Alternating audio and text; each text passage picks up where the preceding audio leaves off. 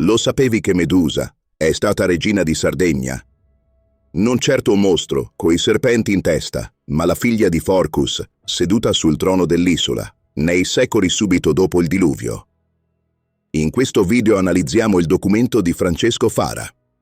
Quando tra poco sentirete una data nel testo, non è il nostro anno d.C., è un anno contato dalla creazione del mondo, secondo il calendario biblico, che Fara prende da Joannes Lucidus, lo stesso tipo di datazione usato anche dai bizantini.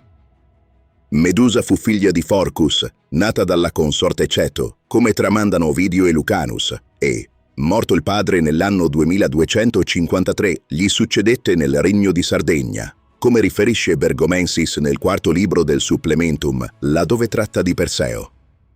Isacius attesta che essa fu la più bella di tutte le donne del suo tempo, e Bergomensis e Pausania riferiscono anche che fu ricchissima e che era solita uscire a caccia e in battaglia.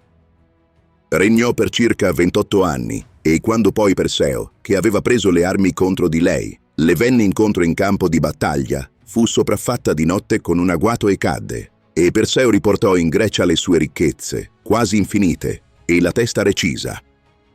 Da questo punto fu inventato che la testa di Medusa fosse ornata di serpenti al posto dei capelli, e che trasformasse in pietra gli uomini che la guardavano, e molte altre cose, che, essendo favolose, a mio parere tralascio deliberatamente. E il bello è che qui non stiamo parlando solo di libri. In Sardegna esistono davvero i castelli di Medusa. Il più famoso è quello di Samugheo, appeso alla roccia, con quel buco stretto nella parete, a forma di chiave, dove da secoli si parla di un tesoro nascosto. Se vuoi il prossimo video sul mistero del tesoro di Medusa nel castello di Samugheo, scrivilo nei commenti e condividi questo video. Grazie a tutti e al prossimo appuntamento.